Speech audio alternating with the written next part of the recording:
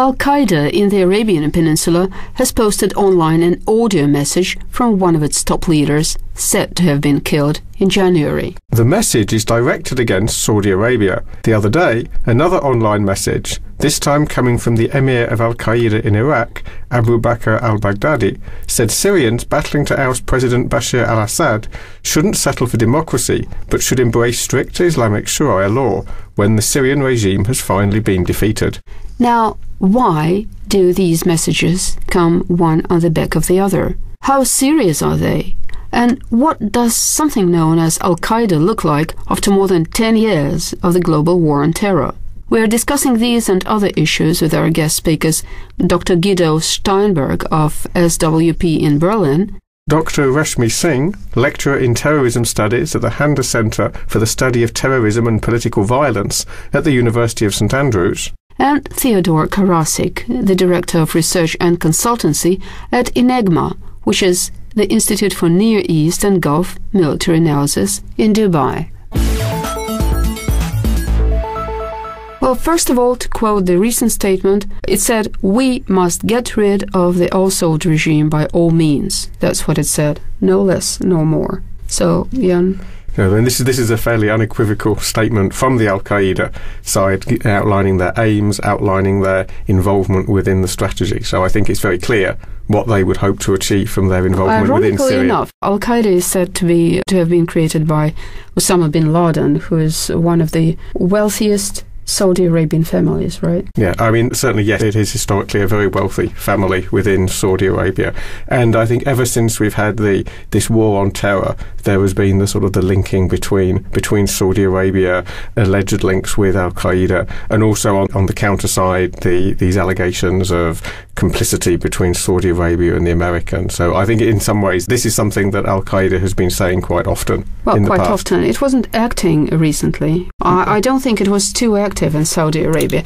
So now the question is whether Al-Qaeda is capable of upturning the whatever stability there is in Saudi Arabia. And in fact, this is the question we discussed with our guest speakers. And now I'm happy to present to you our first guest speaker, Dr. Guido Steinberg of SWP in Berlin. The threat is absolutely real because it has been known for several years already that the Yemeni Al-Qaeda aims at fighting the Saudis. There has been a major attack on the then Deputy Interior Minister in Saudi Arabia in summer 2009, and a suicide bomber nearly killed him. He is now the new Interior Minister, and the organization has always made clear that it is not exclusively targeting the Yemeni state, but also the Saudi one. And the main reason is that the Yemeni Al-Qaeda, when it was founded in early 2009, was an alliance of Yemeni and Saudi fighters. And until today, there is a substantial amount of Saudis fighting in the ranks of the Yemeni Al-Qaeda.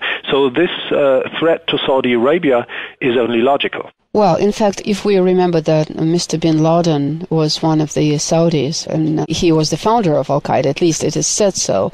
But do you think that Al-Qaeda is capable of destabilizing the situation in Saudi Arabia? No, I don't think so. Because there has been a different organization, which was also called Al-Qaeda in the Arabian Peninsula, which began to fight the Saudi state in May 2003. They started a major terrorist campaign in the country, which lasted well into 2005, and there were still sporadic attacks in 2006. But from late 2004, early 2005 on, it became clear that the Saudi security forces were in control of the situation. And that is one reason why Saudis, who later on decided to join the jihadist movement, either went to Pakistan to join Al-Qaeda Central, or, and many more did so, they decided to go to Yemen and joined Al-Qaeda there. So the presence of a relatively large number of Saudis in Yemen is an indication that the Saudi government is in control of the situation. And now we can also see statements made by Al-Qaeda of Iraq fighting in Syria. It seems that Al-Qaeda is really thriving on all the unrest which is there in the region now.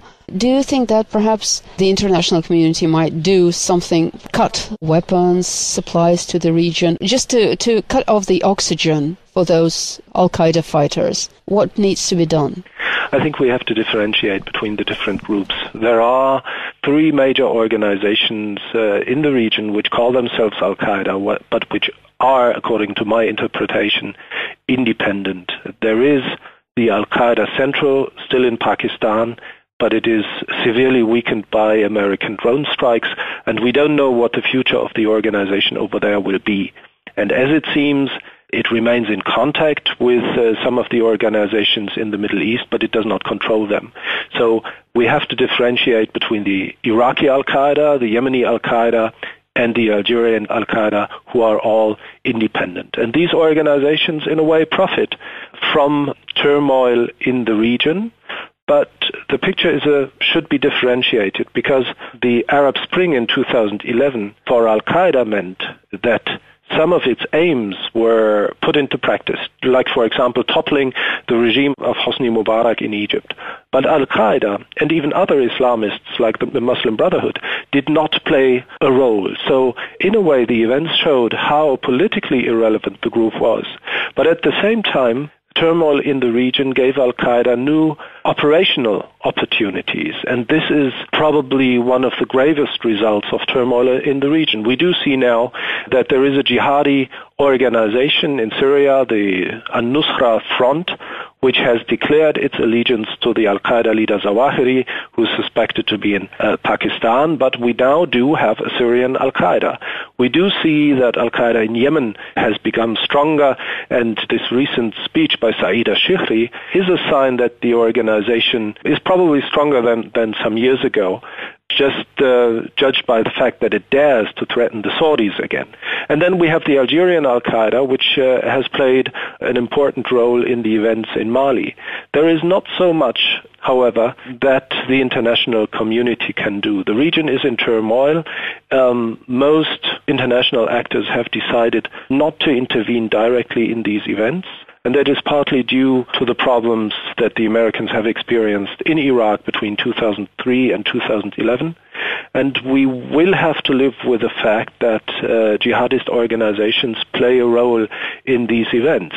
What the Americans are doing, however, is that they continue to fight at least the most important, the most dangerous groups.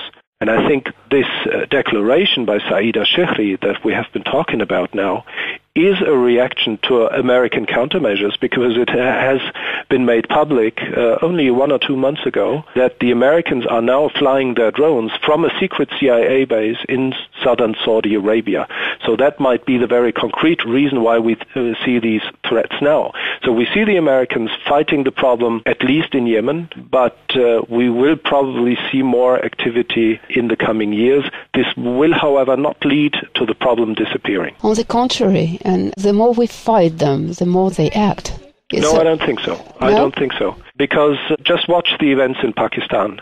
The American drone strikes are controversial, and there are side effects that we should not ignore. But in fighting Al-Qaeda, they have been terribly effective.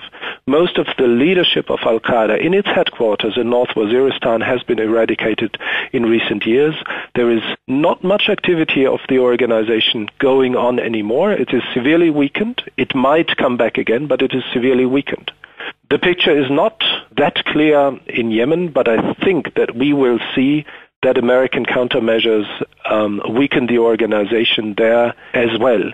And that is possible, I think, because of the political inability of the organization to draw anything, any advantage, any political advantage of the Arab Spring. I think that the whole jihadist movement is a spent force. It will be there for some years to stay, but it will not pose a strategic threat anymore. That does not mean that we have to fight it, that we don't have to fight it, but it is not as big a threat as it sometimes seems. Well, Dr. Steinberg, thank you so much. And just to remind you, our guest speaker was Dr. Guido Steinberg of SWP in Berlin. Burning Point. Just to remind you, We're talking about Al-Qaeda and its current role in the Middle East. And now we are joined by Dr. Rashmi Singh, lecturer in terrorism studies at the Handa Center for the Study of Terrorism and Political Violence at the University of St Andrews in the UK.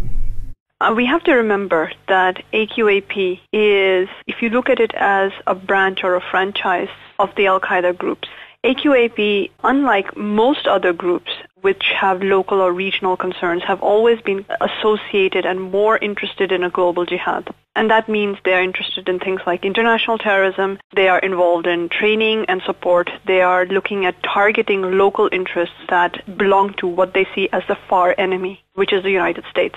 Saudi Arabia in this process is seen as a core ally of the far enemy and is seen as one of the core problems or the closest or the greatest internal or near enemy that Al-Qaeda has, and Al-Qaeda has had for the longest time. Now, also, we have to remember that AQAP has a very long lineage in the Al-Qaeda family. So you can actually start looking at how they begin in the recruits that traveled originally from Saudi Arabia to Afghanistan in 1999, actually train in Al-Qaeda camps. By the time you get to 2002, which is immediately post 9/11 and the U.S. attacks in Afghanistan, many of these cadre returned to Saudi Arabia, and a lot of them had instructions to start growing an organization within that region. And in that sense, they were never a franchise or an associate group, unlike a lot of the others in other parts of the world. They were, in effect, a regional branch of Al-Qaeda. They were directed by bin Laden. And if you look at the Abbottabad papers that emerged after the raid in Pakistan, you see how close the links were between bin Laden and the core leaders, including al-Wahasi, who's been the leader of AQAP. And in that sense, when you start looking at the way the Al-Qaeda in the Arabian Peninsula, which emerged actually in 2009, but Al-Qaeda cadres that came back from Afghanistan started their attacks, you see the way the Saudi authorities actually cracked down on these attacks in 2004. This is, in a sense, also the trigger that gives them in the region a very clear and direct enemy. So not only is Saudi Arabia and the regime of Al-Saud a representative or an associate of the United States, the far enemy, but they have, as part of this global war on terror, as part of their own interests and as part of trying to keep the security of Saudi Arabia, attacked Al-Qaeda, and it's the Al-Qaeda in the Arabian Peninsula directly. So this is a very long-standing fight. It is a long-standing rivalry, and therefore the threat is not necessarily just rhetoric. It is a real threat. Saudi Arabia is a key element in Al-Qaeda in the Arabian Peninsula strategy. Getting back to that statement, it looks like there's been a series of statements all coming from Al-Qaeda, but in different locations. There's been a statement by the Al-Nusra group, which claimed that it is part of the Al-Qaeda in Syria, or rather in Iraq. And there's been this statement, and it all provides an impression that Al-Qaeda's positions are growing stronger in the region. That's a very difficult one, and I think this is one of and especially the recent statements made by the group in Iraq and in Syria, the links between the two. I think a lot of people are quite confused about why such a statement has been made, because if anything, the last decade of this protracted war against Al-Qaeda and all its manifestations, its franchises, its associates have taught us anything, it is the fact that using the word Al-Qaeda or claiming to be in any way related to Al-Qaeda is suicidal almost for a group. So there's obviously something more happening in the region that we need to pay attention to. Now, one of the things that is definitely very clear is that overall, Al-Qaeda has, in a sense, shifted in the post-Bin Laden period. Bin Laden was very much about the global jihad. And now that Zawahiri is back in power, he is essentially taking it back down to the region. And it's about consolidating the hold back in the Middle East and North Africa.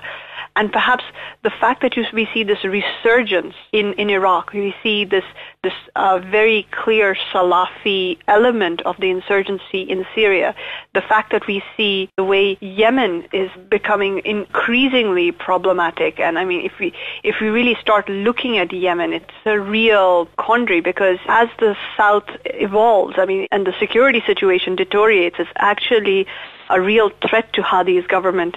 It's a real threat to overall stability. If anything, this essentially shows us that there is definitely an element that Al-Qaeda and its associates can tap into, whether this is just pure economic grievance, it's political grievance, and the fact that we have tended to use over-militarized policies in response to this, which has given rise to radicalization. It has given rise to grievances. It's actually put that element back into play in a way in the last, especially what's happened in Syria, makes it very clear.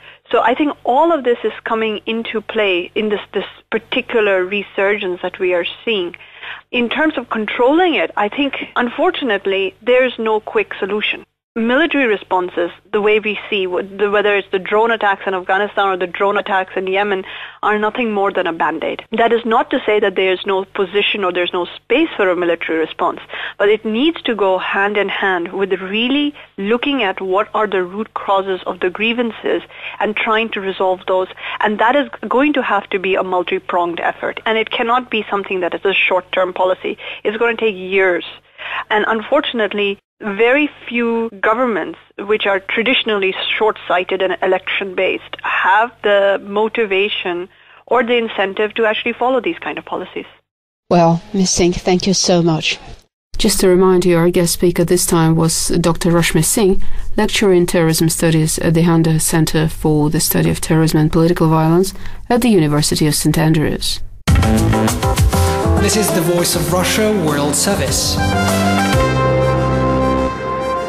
This is Burning Point, looking at the role of Al-Qaeda in the Middle East. And to sum it up, we turn to our next guest speaker, Dr. Theodore Karasik, Director of Research and Consultancy at the Institute for Near East and Gulf Military Analysis in Dubai. We see Al-Qaeda Arabian Peninsula still quite active within Yemen itself. And they're quite apt at propaganda and disinformation. And so every once in a while, we'll have what was thought to be someone who had been martyred come out with a new message. And this particular message that just came out just within the last 24 hours threatened Saudi Arabia, that Al-Qaeda Arabian Peninsula still targets the kingdom and will continue to do so for the foreseeable future. This is very typical of Al-Qaeda Arabian Peninsula to try to get the Saudis to react to their statements. But nevertheless, how real is the prospect of Al-Qaeda becoming active in Saudi Arabia?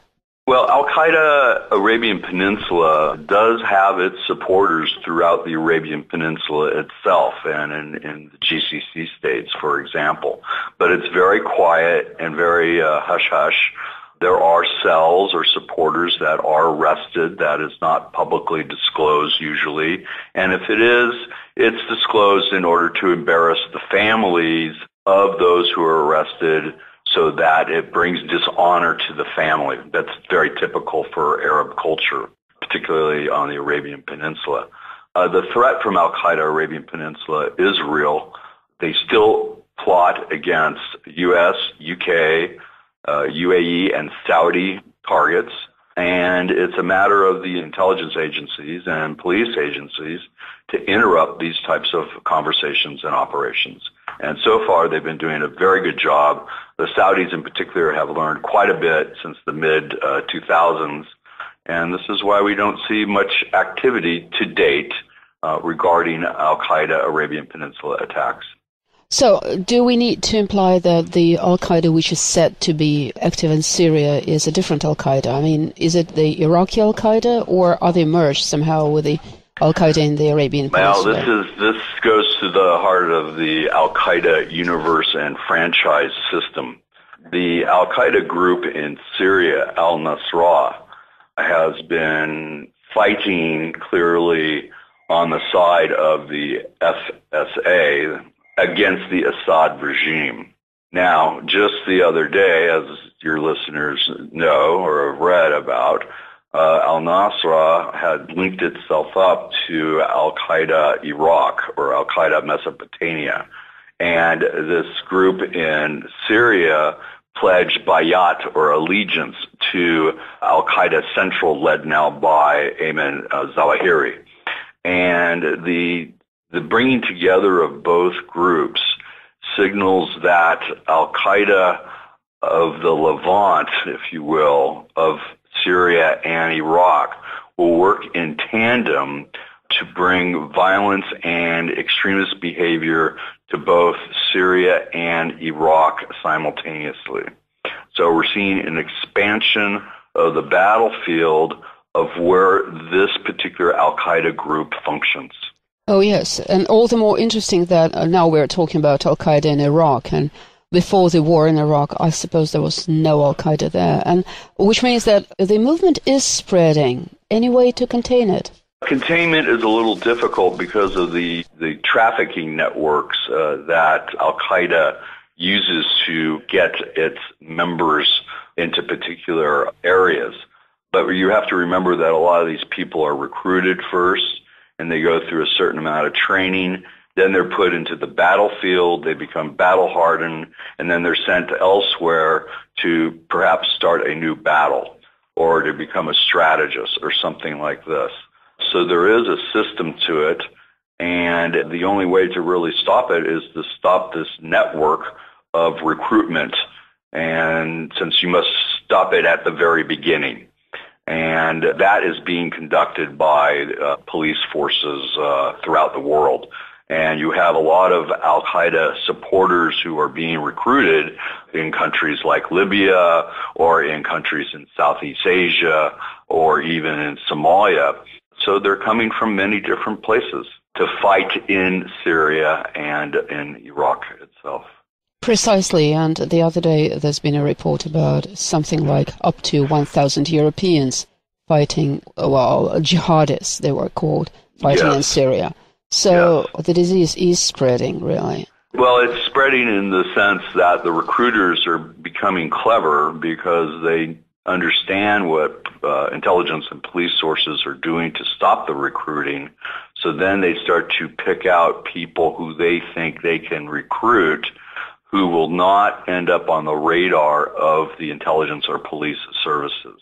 And so these are going to be usually white, blonde-haired males or Africans who are fourth or fifth generation from the European continent or from the United States, and who have a very clean record so that they won't appear on any watch lists. And they are able to recruit these people and bring them into the system. What officials and analysts are afraid of is that these people become so well trained that they then will go back to their home country and act as a lone wolf and create some kind of violent act or create a new cell that will perhaps detonate a bomb or go on a shooting spree or something worse. I think what's important right now to understand about Al-Qaeda is that the Al-Qaeda that we're dealing with today is not the same Al-Qaeda as yesterday. The one that we were dealing with yesterday after 9/11 had a particular language that they used based on concepts from the 9th and 10th and 11th centuries regarding the creation of a caliphate through the use of violence. The Al-Qaeda that we see today uses a lot of the motifs and like flags or symbols as well as some of the military tactics, but what's missing is the language.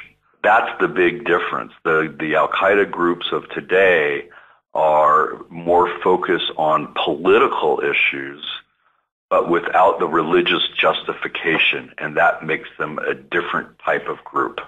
And this is a core transformation, isn't it? Yes, it is indeed.